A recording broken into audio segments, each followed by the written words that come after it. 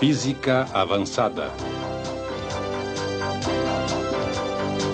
Física nuclear. A descoberta da radioatividade.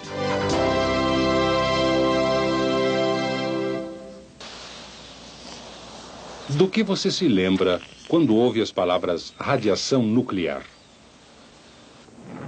Da bomba? Ou de nuvens em forma de cogumelo? Talvez tenha visões de lixo nuclear destruindo o ambiente por vários séculos. Você já notou que a radiação nuclear faz parte da experiência humana desde o início dos tempos? As pessoas não percebiam porque os nossos sentidos não conseguem detectar a radiação nuclear.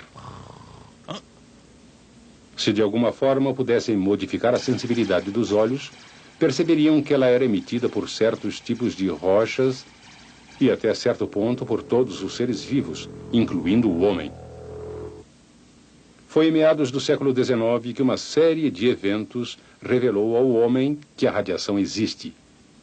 Michael Faraday fez experiências com um tubo de vidro contendo eletrodos, ligado a uma fonte de alta tensão.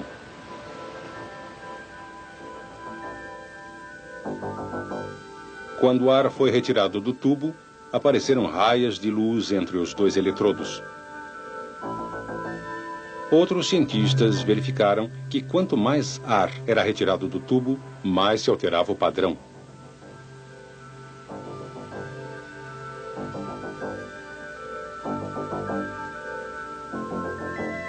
Quando se coloca uma tela fluorescente em um tubo altamente evacuado,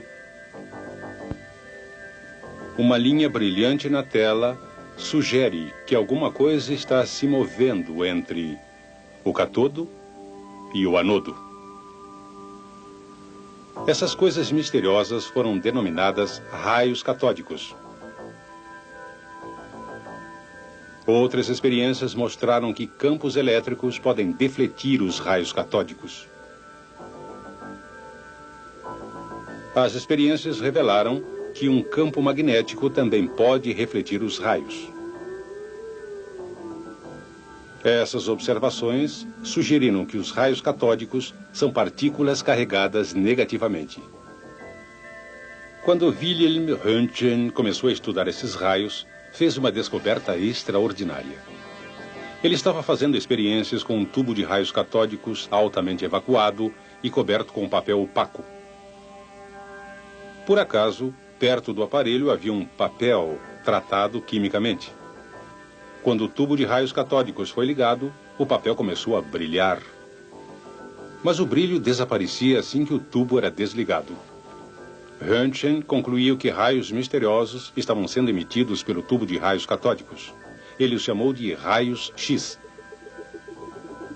Logo, os profissionais da saúde começaram a usar esses raios. Eles conseguiam penetrar materiais opacos, como papel preto ou tecidos do corpo. Os raios-x também podiam expor chapas fotográficas, que eram então reveladas para produzir uma imagem. Raios-x não são semelhantes a raios catódicos. Um campo elétrico não os deflete, nem um campo magnético. Isso sugere que os raios-x não são partículas carregadas. Apesar de serem diferentes, os raios-x e os raios catódicos têm algo em comum. Ambos são uma forma da ainda inexplicada e misteriosa radiação nuclear. Foi Henri Becquerel, ao expor os raios-x, quem descobriu a radiação nuclear. Quando colocadas sob a luz do Sol, algumas substâncias são fluorescentes e emitem luz visível. Talvez emitam raio-x, pensou Becquerel. Testando sua hipótese, usou chapas fotográficas cobertas com papel opaco para impedir que elas fossem expostas à luz do sol. Colocou um composto químico fluorescente no papel. Por causa do papel opaco, quando a chapa fotográfica foi revelada, não houve qualquer exposição à luz do sol. Assim, qualquer exposição na chapa seria prova de que os raios-x tinham penetrado o papel. Durante o mês inteiro, Becquerel não encontrou produto químico fluorescente que conseguisse expor a chapa fotográfica. Então testou sulfato de potássio uranila. Dessa vez, após seguir seu procedimento normal, Becquerel observou que a chapa fotográfica estava ligeiramente exposta. A radiação vinha mesmo do sulfato de potássio uranila? Ou de algum outro lugar? Colocou então o objeto entre a amostra e a chapa fotográfica. Quando a chapa foi revelada, apareceu o formato do objeto, o que parecia comprovar sua hipótese de que os raios-x estavam sendo produzidos diretamente de sua amostra fluorescente. Mas, certa manhã, o céu ficou nublado, logo depois que ele preparou outra experiência com sulfato de potássio uranila. Becquerel, então, deixou a experiência de lado. Como o céu permaneceu encoberto durante vários dias, já impaciente, decidiu revelar as chapas a si mesmo. Para sua grande surpresa, elas estavam muito expostas. Ele percebeu logo que a amostra tinha emitido algum tipo de radiação sem ser estimulada pela luz do sol. Esses raios Becquerel eram similares aos raios-x por sua capacidade de penetrar o papel, que era opaco à luz visível.